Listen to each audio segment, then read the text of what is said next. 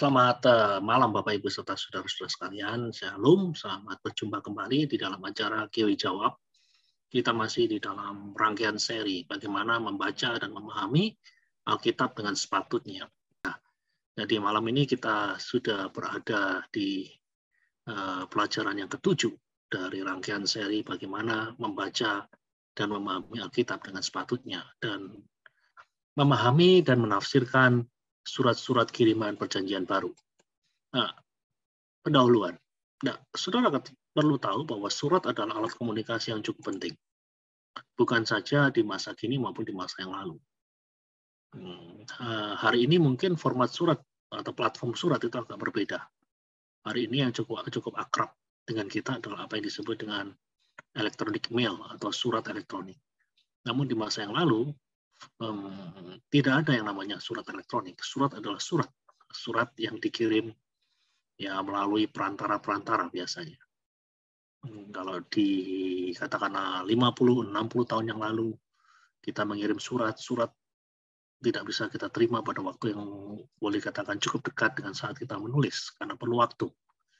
Katakanlah waktu saya studi ya, di luar negeri, saya menulis surat hari ini dan surat itu sampai ke keluarga saya 2 minggu kemudian dan keluarga saya menulis surat balasan dan surat itu akan sampai ke tangan saya 2 minggu kemudian.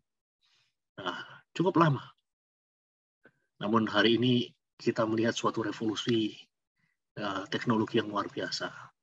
Hari ini kita menulis surat, beberapa detik kemudian alamat di mana surat kita itu kita tujukan dapat menerimanya, membukanya, dan jikalau dia mau dia dapat membalasnya dalam waktu yang berdekatan dengan saat dia menerima surat tersebut. Nah, saudara-saudara sekalian, yang ingin saya garis bawahi di sini adalah surat adalah alat komunikasi yang cukup penting, bukan bagi kita saja yang hidup di masa kini, namun juga bagi mereka-mereka yang hidup di masa yang lalu. Dan kalau kita berbicara mengenai surat di dalam Perjanjian Baru, kita melihat bahwa dari antara 27 kitab di dalam Perjanjian Baru, itu 21 di antaranya itu berbentuk surat kiriman. Jadi cukup dominan sekali. Dari 27, 21 di antaranya berbentuk surat kiriman atau mengandung surat kiriman di dalamnya. Nah, dari 21 surat kiriman tersebut, 13 di antaranya itu dipercaya berasal dari Rasul Paulus. Rasul Paulus adalah penulis surat yang terbanyak di dalam Perjanjian Baru. Nah, selanjutnya kita akan melihat karakteristik atau ciri-ciri dari surat kiriman Perjanjian Baru. Jadi umumnya surat Perjanjian Baru itu lebih panjang dari surat-surat kuno yang telah ditemukan. Kalau kita bandingkan, surat-surat Rasul Paulus sebagai contoh, itu rata-rata mengandung 2.495 kata. Nah, kalau kita bandingkan dengan surat-surat kiriman kuno, itu jauh sekali ya. Surat kiriman dari Rasul Paulus itu rata-rata 2.495 kata, sementara surat-surat kiriman kuno itu cuma 87 kata. Surat-surat kiriman dari Rasul Paulus ternyata lebih panjang, lebih detail ketimbang surat-surat kiriman kuno. Dan yang kedua, pembaca asli dari surat-surat kiriman Perjanjian Baru memandang bahwa surat-surat kiriman tersebut adalah dalam tanda kutip pengganti atau representasi dari pribadi-pribadi yang menulis surat tersebut. Jadi jangan heran apabila surat kiriman Perjanjian Baru itu dipandang sebagai dokumen yang punya wibawa, dokumen yang berwibawa atau dokumen yang otoritatif. Ya, karena surat-surat tersebut dipandang sebagai representasi, dipandang sebagai pengganti dari pribadi-pribadi yang mereka hormati. Katakanlah surat kiriman Rasul Paulus itu adalah representasi dari diri Rasul Paulus. Surat kiriman Petrus itu dianggap sebagai representasi dari diri Petrus sendiri. Jadi surat-surat ini dipandang sebagai dokumen yang punya otoritas, bukan dokumen biasa yang boleh diabaikan. Nah, yang berikutnya, surat-surat kiriman Perjanjian Baru itu adalah dokumen yang situasional, bukan dokumen berkala. Dokumen berkala itu adalah dokumen yang muncul ya dalam waktu-waktu yang tertentu tapi berkala. Contohnya kalau kita berbicara mengenai surat kabar, Kompas contohnya. Kompas adalah dokumen berkala karena terbit setiap hari. Katakanlah kemudian kita punya majalah lah, katakanlah majalah. Ada majalah yang terbit sebulan sekali. Itu disebut dengan dokumen berkala. Saudara suka atau tidak suka, saudara butuh atau tidak butuh, dokumen-dokumen tersebut akan terus diterbitkan. Saudara happy atau tidak happy, saudara galau atau tidak galau, Kompas akan terbit setiap hari. Tidak memandang situasi saudara seperti apa. Surat-surat kiriman bukan dokumen berkala. Surat-surat kiriman itu dokumen yang sifatnya situasional. Maksudnya apa? Maksudnya bahwa dokumen-dokumen tersebut ditulis oleh karena situasi khusus, oleh karena ada konteks khusus, ada tujuan khusus di balik penulisan dari surat-surat kiriman tersebut. Contohnya adalah surat 1 Korintus. Surat 1 Korintus itu ditulis untuk tujuan pastoral. Paulus sebagai pemimpin gereja memandang ada hal-hal yang tidak benar di dalam diri jemaat di Korintus. Ada perilaku-perilaku yang tidak benar yang perlu diluruskan. Itulah sebabnya surat 1 Korintus itu ditulis untuk memperbaiki perilaku dan pemahaman jemaat Korintus yang keliru. Lain lagi dengan surat Tesalonika. Surat Tesalonika itu ditulis untuk memperbaiki persepsi atau pemahaman dari jemaat yang keliru mengenai parusia atau kedatangan Kristus kali yang kedua. Jadi mereka memiliki pemahaman kedatangan Kristus kedua yang kacau, tidak benar. Dan itulah sebabnya Rasul Paulus perlu untuk menulis surat Tesalonika untuk memperjelas bagaimana sih pemahaman yang benar mengenai kedatangan Kristus kali yang kedua. Jadi surat-surat kiriman perjanjian baru itu adalah dokumen situasional, dokumen yang ditulis dengan tujuan-tujuan khusus, dokumen yang lahir oleh karena konteks khusus di dalam jemaat-jemaat, oleh karena permasalahan-permasalahan khusus yang ada di dalam tubuh jemaat. Oke. Dan yang berikutnya, surat-surat kiriman perjanjian baru itu ditulis dan dikirimkan dengan cermat. Untuk penulisan itu biasanya Rasul menggunakan jasa seorang juru tulis. Jadi saudara bisa membayangkan Rasul Paulus hendak menuliskan surat kepada jemaat di Roma. Dan kemudian tidak jauh darinya ada seorang juru tulis yang disebut dengan nama amanuensis. Amanuensis ini bukan nama orang, amanuensis ini adalah sebutan. Kalau dulu, katakanlah di desa-desa Jawa itu ada seorang juru tulis yang disebut dengan nama Cari. Nah, kalau kita bicara mengenai amanuensis adalah sebutan bagi juru tulis. Saya bisa membayangkan ketika Paulus menulis kepada jemaat di Roma, dia meminta agar juru tulisnya atau amanuensisnya mencatat tiap kalimat atau kata yang keluar dari mulutnya. Saya bisa membayangkan Rasul Paulus berdiri tidak jauh dari juru tulis tersebut, dan kemudian dia mulai berkata-kata, dan dia meminta juru tulis atau amanuensis itu menuliskan kata-kata yang keluar dari mulutnya. Nah, kalau kita melihat di dalam Roma 16 ayat 22, ketika Paulus hendak menyampaikan pesan-pesan kepada jemaat di Roma, dia meminta Tertius menjadi amanuensis atau menjadi juru tulisnya. Nah, sedangkan untuk ngirim suratnya, Rasul Paulus itu bergantung pada orang-orang tertentu yang dia kenal dengan baik. Kalau zaman di mana saya tumbuh dewasa, zaman dulu ya, bukan dewasa, zaman ketika saya masih remaja, ya sekitar tahun 80-an, ketika surat itu ditulis, surat itu akan dibawa ke kantor pos, dan kantor pos akan menunjuk seorang kurir untuk membawa surat itu ke tempat tujuannya. Namun di masa yang lalu, di abad pertama, Rasul Paulus punya kurir khusus, dan kurir khusus itu adalah orang yang cukup dekat dengannya, yang dipercaya dapat membawa surat tersebut sampai ke tujuan dengan selamat. Contohnya adalah Tikhikus. Tikhikus adalah pembawa surat dari Rasul Paulus untuk jemaat di Kolose dan untuk jemaat di Efesus. Jadi surat-surat di kiriman di PB itu umumnya menggunakan jasa seorang juru tulis dan kemudian dibawa ke alamat oleh orang kepercayaan dari sang penulis. Nah, yang berikutnya, surat-surat kiriman PB itu ditujukan untuk seluruh komunitas. Surat-surat itu bukan dibaca untuk keperluan privat, untuk orang per orang, bukan. Dari surat-surat kiriman itu adalah kurs surat yang ditujukan untuk seluruh komunitas. Ya, ada beberapa surat yang mungkin bersifat private, namun di kemudian hari dijadikan surat untuk seluruh komunitas. Surat-surat yang sifatnya private seperti surat untuk Filemon, surat untuk Titus, surat untuk Timotius, surat untuk surat 1-2 Timotius itu mula-mula adalah surat yang sifatnya privat. Namun di kemudian hari dipakai untuk keperluan komunitas. Oke. Nah, struktur baku dari surat kiriman itu seperti apa? Nah, kalau kita membaca surat-surat kiriman Rasul Paulus dan surat-surat kiriman yang lain, biasanya ada struktur baku, yaitu nama penulisnya siapa. Biasanya kalau dia menulis tidak sendirian, tapi ada pendamping, dia sebutkan nama pendamping atau co-penulis. Kemudian ada nama penerima, siapa yang menjadi penerimanya, jemaat atau pribadi. Kemudian ada salam, kemudian ada doa atau ucapan syukur, dan kemudian ada tubuh atau isi surat, dan yang terakhir ada salam-salam penghabisan dan ucapan perpisahan. Inilah struktur dasar atau struktur baku dari surat kiriman. Namun perlu difahami, ada beberapa anomali. Anomali itu ada ketidaksesuaian dengan struktur baku yang sudah kita lihat di sini.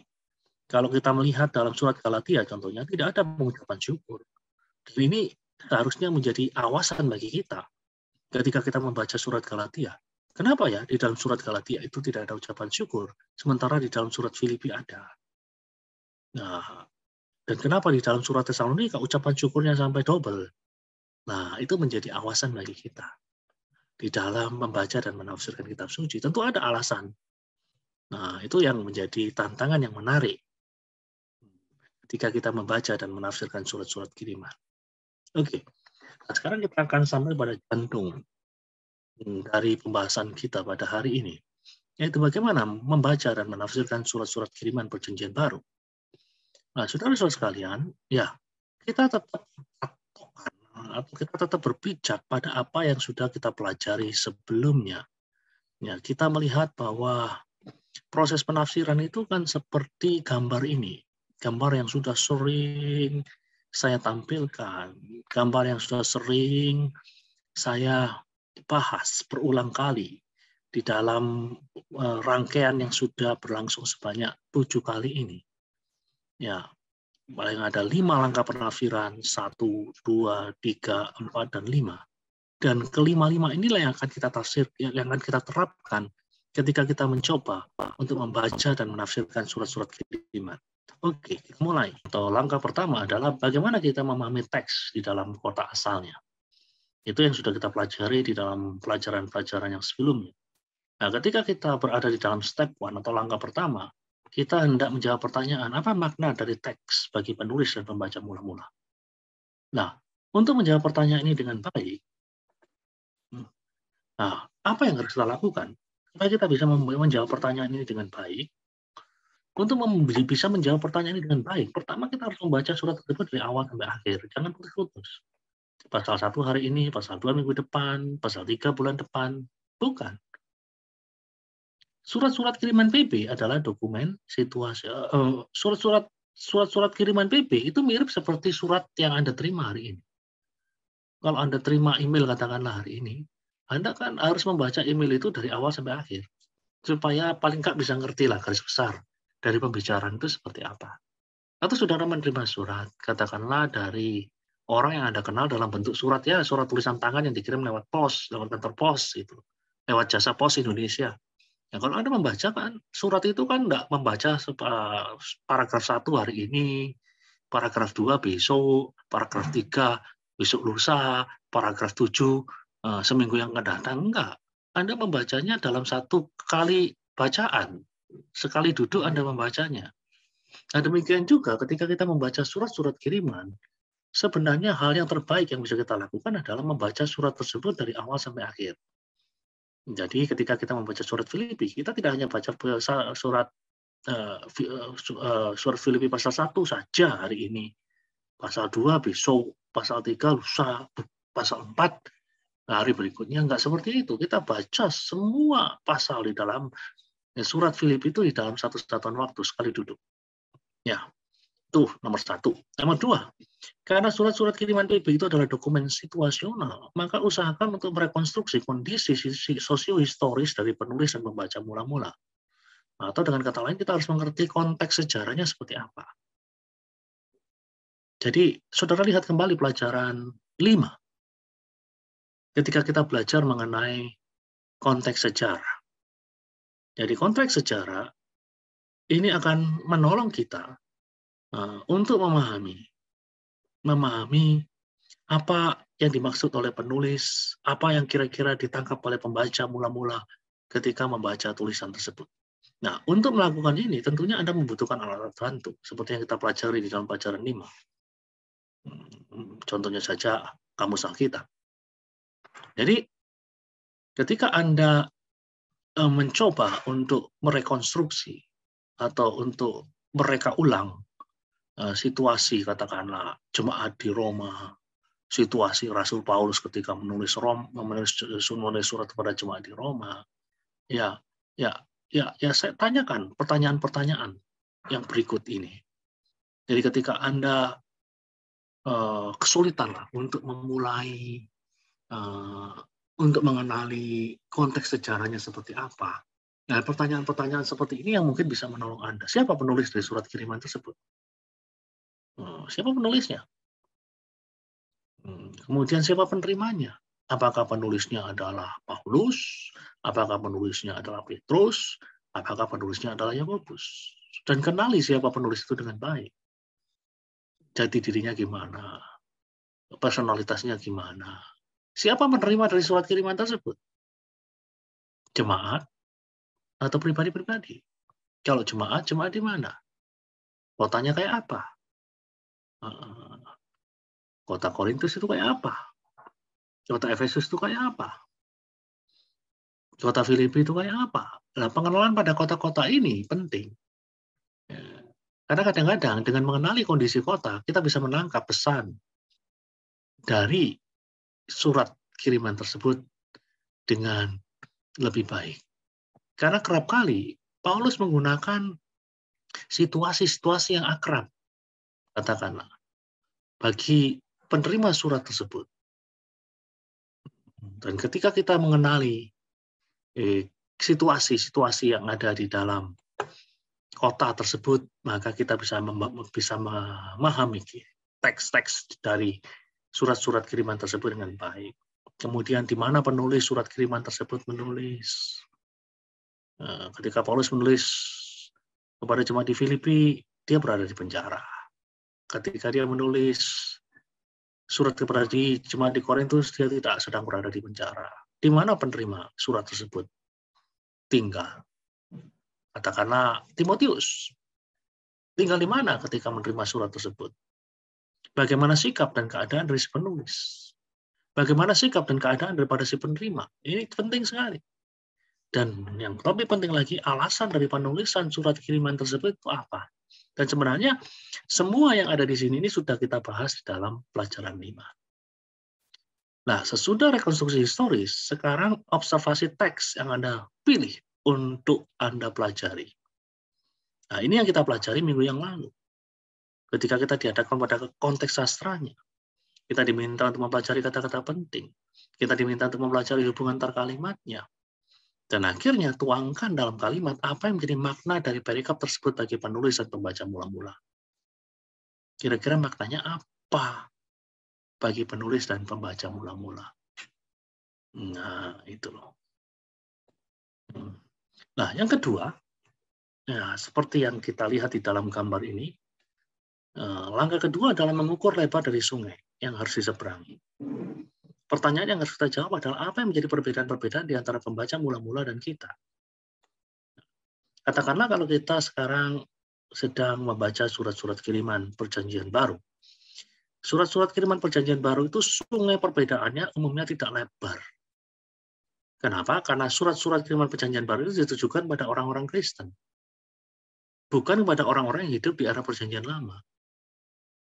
Jadi, lebar sungai ketika kita menafsirkan teks-teks Perjanjian Baru yang punya corak sastra surat kiriman, itu enggak selebar ketika kita membaca katakanlah kitab Imamat. Nah, kitab Imamat itu ditulis untuk orang-orang yang hidup dalam masa perjanjian lama, yang beda perjanjian dengan kita. Jadi lebih rumit lagi. Nah, itu yang perlu untuk kita pahami. Jadi, bukan berarti selalu mudah, nggak mudah, tetapi relatif lebih mudah gitu loh, surat-surat kiriman perjanjian baru kalau dibandingkan dengan perjanjian lama. Nah, meskipun pada banyak kasus kita menemukan lebar sungai itu begitu sempit, sehingga dengan mudah untuk dilompati. Misalnya saja tadi kita membaca 1 Korintus 13 pasal kasih. Kasih itu sabar, kasih itu murah hati. Kan nggak terlalu rumit. Pemahaman sabar itu kayak apa sih? Murah hati itu kayak apa sih? Nah, itu. Namun demikian, pada beberapa kasus, kita akan menjumpai sungai perbedaan itu agak lebar. Misalnya saja ketika Paulus menyinggung baptisan orang mati. Nah, di dalam 1 Korintus, ini adalah ritual yang asing bagi kita, karena kita tidak pernah membaptis orang mati hari ini. Tapi itu dilakukan oleh jemaat di Korintus. Nah, di sini kita melihat di mana ada perbedaan kebiasaan, ada perbedaan ritual di antara kita dan mereka. Sama-sama Kristennya, tapi berbeda. Di sini kita melihat sungai perbedaan. Nah, sekarang yang ketiga adalah menyeberangi jembatan. Di mana di dalamnya kita diminta untuk membuat prinsipalisasi itu. Sedangkan pertanyaan yang hendak kita jawab di sini adalah pertanyaan yang seperti ini, apakah yang menjadi prinsip teologis atau kalau dalam bahasa sehari-hari, apakah yang menjadi pesan utama dari perikop yang sedang kita baca ini? Pesan utamanya apa sih? Kita tidak hanya puas untuk menjadi pengamat-pengamat masa lalu. Kita mau pesan yang mereka terima itu bisa kita temukan unsur-unsur yang punya nilai abadi. Maksudnya adalah bukan saja berbicara bagi mereka yang hidup di Korintus dulu, namun juga pesan-pesan bagi kita yang hidup sekarang ini. Katakanlah di lingkungan gereja sedang jemaat Allah Grogol. Apa? Nah, disitulah sebabnya kemudian di sini digunakan kata membangun jembatan. Ada nggak pesan-pesan masa lalu yang bisa menyeberangi jembatan ini dan sampai kepada kita? Nah, inilah yang menjadi tahap yang ketiga di dalam penafsiran surat kiriman. Jadi firman Allah bukan saja diberikan pada mereka yang hidup pada abad pertama saja. Firman Allah itu juga diberikan kepada seluruh umat manusia dari segala masa. Termasuk bagi kita, jemaat GCA Elroy Grogol.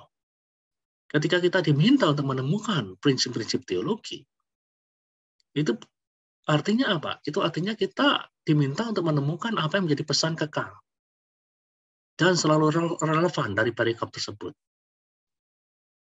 Pesan yang sifatnya tidak dibatasi oleh ruang dan waktu. Atau dengan kata lain, pesan yang bukan saja berlaku bagi mereka di sana dan dulu, namun juga pesan yang berlaku bagi kita sekarang ini, di sini, di GCA Elroy Grogol. Nah, inilah yang disebut dengan proses membangun jembatan. Kita hendak menyeberangkan prinsip-prinsip yang kekal, prinsip-prinsip yang berlaku di mana saja. Bukan saja di sini, di dunia kuno, namun di dunia kita dewasa ini. Dan prinsip teologi itu biasanya dikalimatkan dalam bentuk waktu sekarang. Nah, kalau di sini, katakanlah di level yang pertama, itu apa makna dari teks tersebut bagi penulis dan pembaca mula-mula? Biasanya kita menggunakan bentuk lampau. Oh, katakanlah 1 Korintus pasal 13. Bagi Paulus dan bagi jemaat Korintus punya makna begini. Tetapi kalau kita sudah sampai di sini, di step yang ketiga di sini, kita tidak lagi menggunakan kata Paulus di jemaat Korintus, tapi kita menggunakan saya, kita di dalam kehidupan dewasa ini. Ya. Seorang yang bernama Jack Wuhatschek menolong kita untuk menemukan prinsip teologis dalam sebuah perikop. ya, di dalam sebuah perikop atau dalam sebuah paragraf. Jadi Jack mengatakan, yang pertama, seringkali di dalam Perjanjian Baru, penulis surat kiriman menyatakan pesannya dalam sebuah prinsip teologis yang jelas. Contohnya, lihat Efesus 6 ayat 1. Anak-anak, taatilah orang tuamu dalam Tuhan. Ini jelas sekali.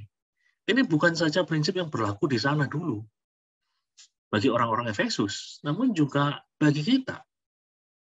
Anak-anak yang hidup di abad ke-21 dan menjadi bagian daripada jemaat GCI Roy Global. Jadi seringkali prinsipnya itu sudah jelas sekali. Nggak perlu adanya penggalian-penggalian yang sangat dalam dan serius. Itu. Dan yang kedua, konteks yang lebih luas itu kerap kali menyingkapkan prinsip teologis. Contohnya di dalam Efesus 5 ayat 21. Ketika saya berbicara prinsip teologis, itu prinsip yang berlaku di mana saja dan kapan saja, bukan hanya berlaku bagi mereka dulu, namun bagi kita sekarang. Contoh dalam Efesus 5 ayat 21, Paulus menulis, dan rendahkanlah dirimu seorang kepada yang lain dalam takut akan Kristus. Nah, ini prinsip teologisnya adalah kita diminta untuk merendahkan diri. Merendahkan diri seorang kepada yang lain. Dalam takut akan Kristus. Bukan dalam takut akan kehilangan jabatan, bukan takut oleh karena dibenci orang-orang lain, bukan takut oleh karena mendapat sanksi, tetapi di dalam takut akan Kristus. Itu prinsipnya, dan kemudian realisasinya di dalam kehidupan sehari-hari itu bagaimana? Dan itulah yang kemudian dibahas di dalam ayat di bawahnya.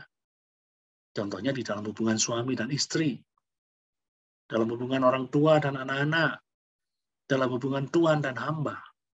Nah, ini yang bisa kita temukan. Kemudian yang ketiga, kita mencari jawaban terhadap pertanyaan mengapa sebuah perintah kedorongan itu diungkapkan dalam surat-surat kiriman BB akan mengantar kita menemukan sebuah prinsip teologi yang ada dalam sebuah perikop. Contoh, lihat Galatia 5 ayat 2. Sesungguhnya aku, Paulus, berkata kepadamu, jikalau kamu menyunatkan dirimu, Kristus sama sekali tidak akan berguna bagimu. Jadi, ketika kita bertanya mengapa Paulus mengatakan hal seperti itu, kenapa Paulus berkata seperti itu? Jikalau kamu menyunatkan dirimu, Kristus sama sekali tidak akan berguna bagimu. Ketika kita bertanya akan hal ini, kita akan menemukan sebuah prinsip teologis bahwa seorang tidak akan menerima perkenan Allah dengan menaati hukum Taurat atau kekuatannya sendiri. Sebagaimana disimbolkan dalam sunat. Menerima kasih karunia Allah lah yang membuat seseorang itu berkenan di hadapan Allah. Nah, prinsip-prinsip teologi ini didapatkan dengan cara menanyakan pada apa yang dinyatakan oleh Rasul Paulus. Dengan menanyakan itu, kita bisa menemukan sebuah prinsip teologi. Nah,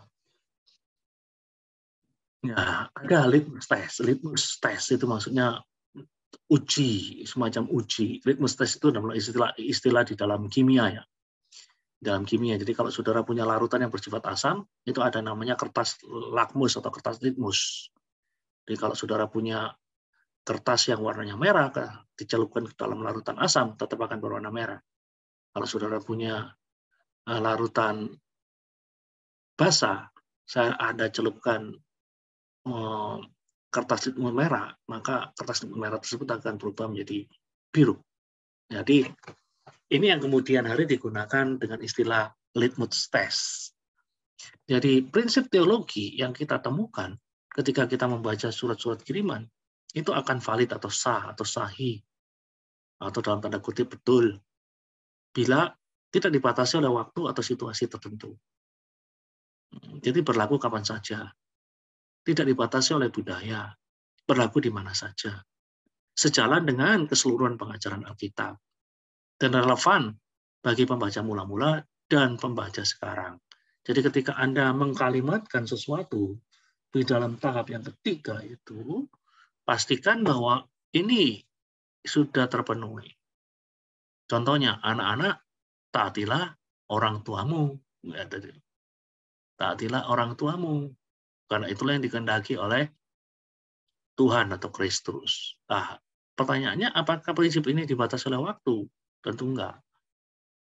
Apakah dibatasi oleh budaya? Tentu secara umum enggak. sejalan dengan keseluruhan ajaran Alkitab.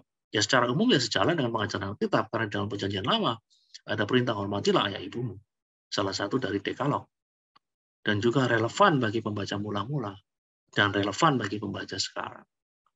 Jadi kita perlu lakukan uji seperti ini.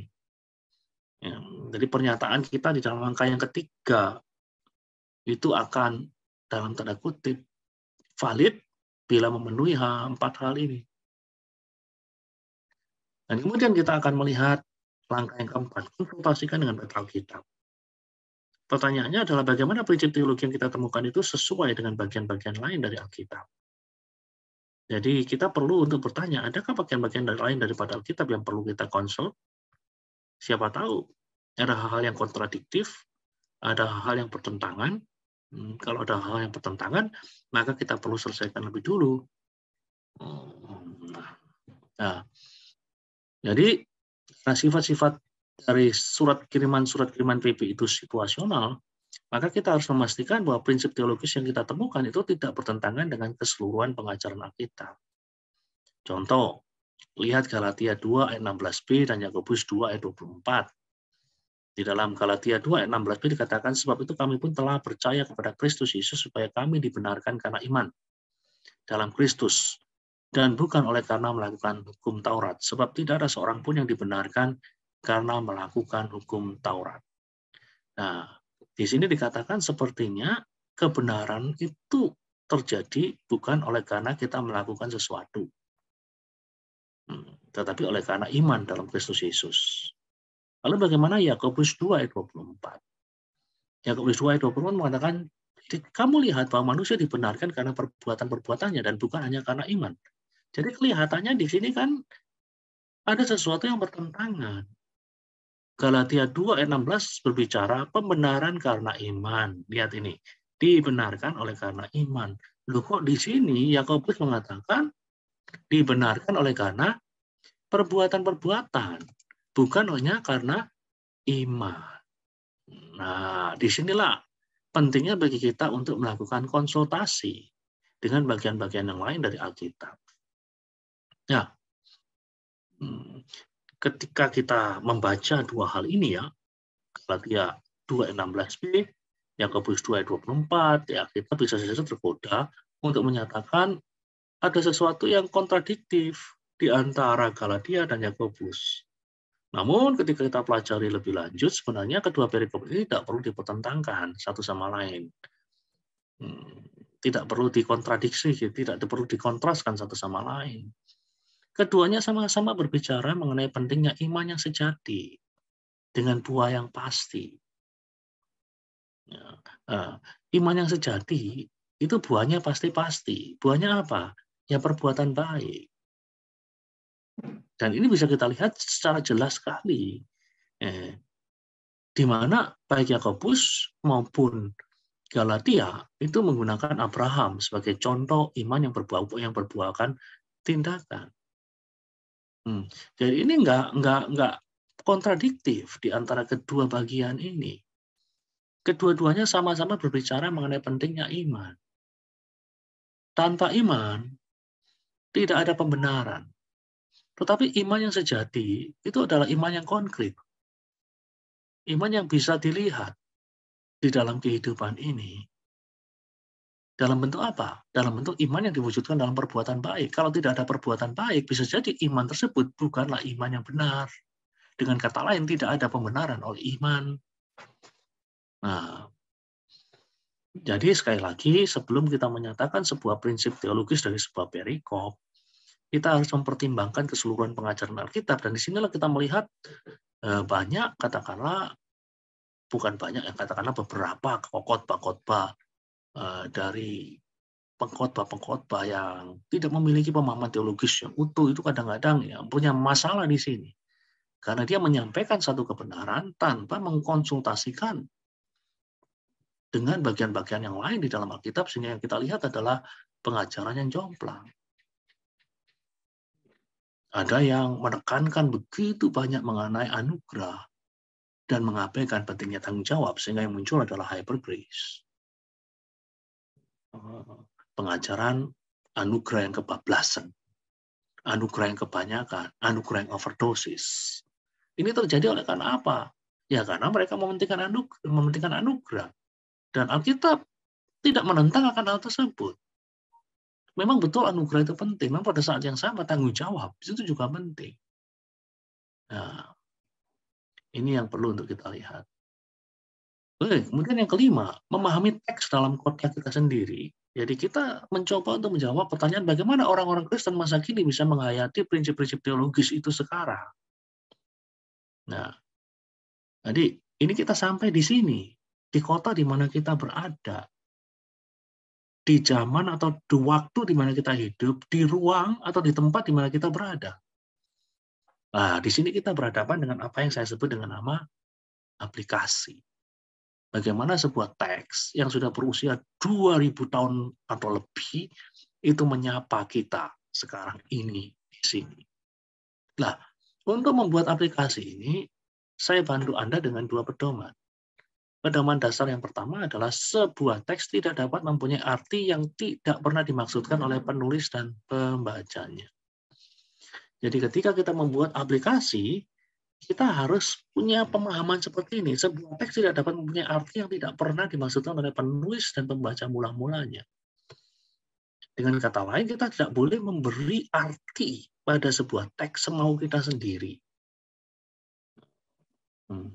Kita harus selalu memperhatikan apa sih yang kira-kira dimaksudkan oleh Rasul Paulus ketika dia mengatakan A, B, C, D. Dan bagaimana jemaat mula-mula menangkapnya. Jadi sebuah teks tidak punya arti yang tidak pernah dimaksudkan oleh penulis dan para pembacanya. Ketika Yohanes menulis Wahyu pasal 13, di sana dia mengatakan bahwa ada di sana dikatakan hal mengenai menerima tanda di lengan dan di dahi.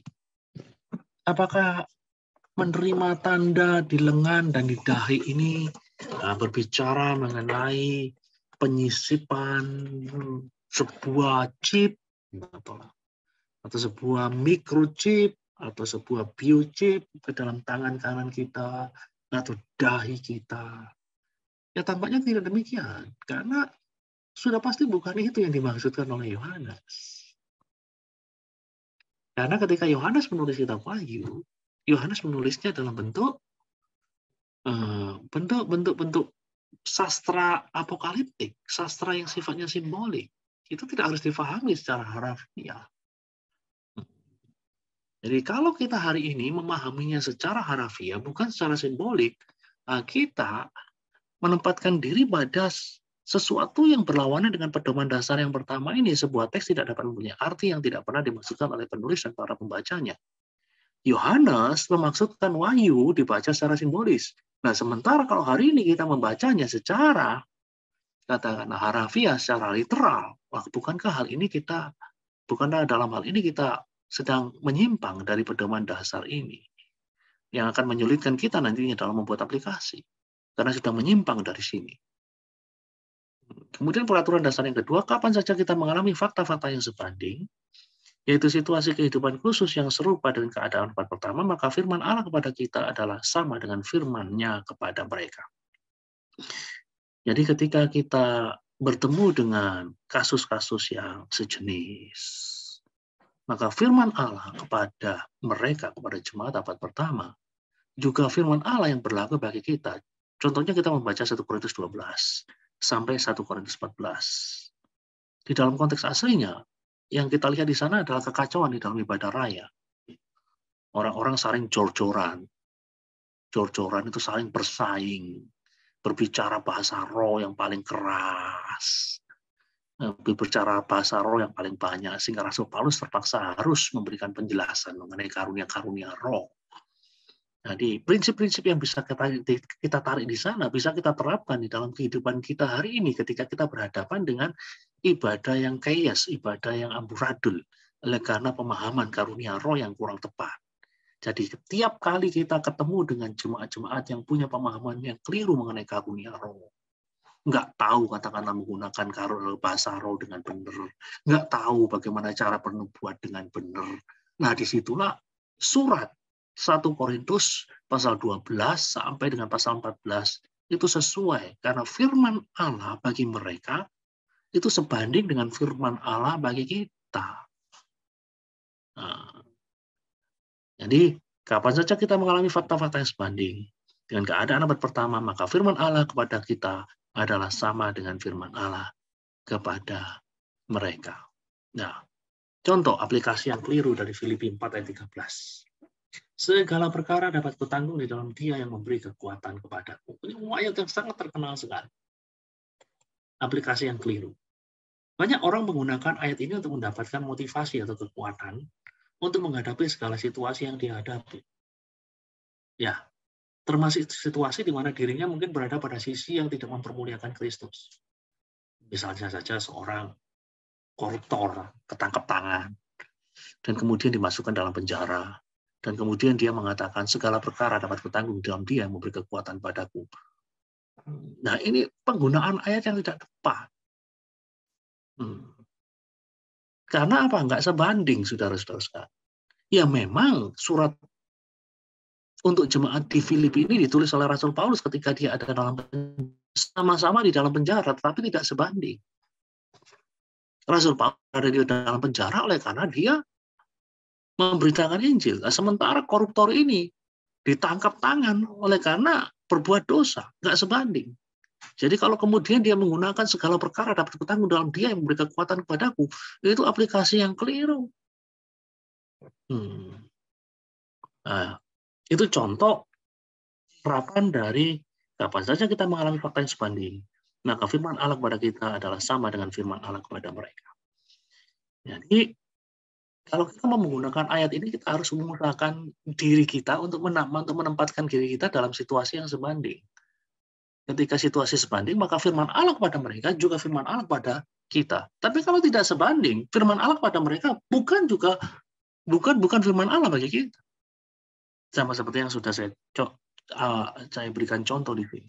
Contoh yang lain, Evander Holyfield menggunakan ayat ini untuk menaklukkan Mike Tyson. Ketika dia mau bertinju dengan Mike Tyson, dia menggunakan robe, ya, menggunakan semacam jubah. Kemudian ada tulisan Filipi 4 ayat 13. Ini contoh misaplikasi dari Filipi pasal 4 ayat 13. Situasi kehidupannya berbeda. Paulus sedang berada dalam penjara di Roma. Saat itu dia tampaknya berada dalam kekurangan. Ketika ia menyatakan apa yang tertulis dalam Filipi 4 ayat 13, dia sedang menyatakan keyakinannya bahwa Kristus akan memberi kekuatannya untuk terus bertahan dalam ujian iman semacam ini.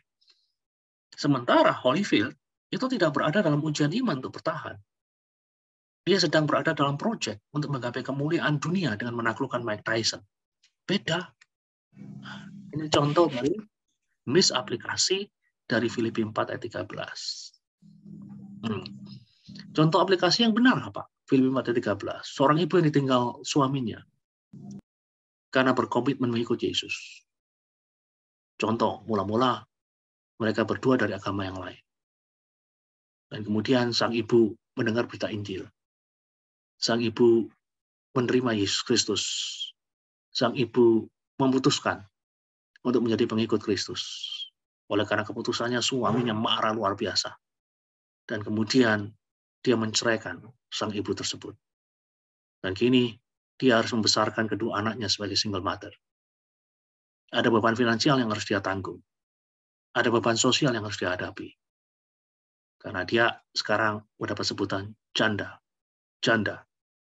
Dan ada tanggung jawab ekonomi yang harus dia tanggung.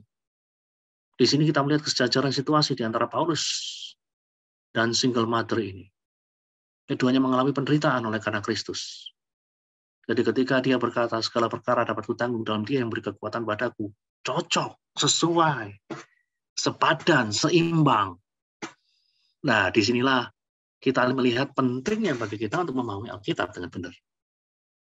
Jadi kadang-kadang kita ambil ayat begitu saja, dan kita mengatakan itu menjadi rema atas kehidupan kami, kehidupan saya, itu tanpa memahami bahwa kadang-kadang ayat-ayat tersebut tidak sesuai dengan situasi yang sedang terjadi. Ya, nah, kiranya penjelasan singkat mengenai bagaimana membaca dan menafsirkan surat-surat kiriman pada malam ini bisa menolong kita untuk memahami teks-teks surat kiriman dengan baik.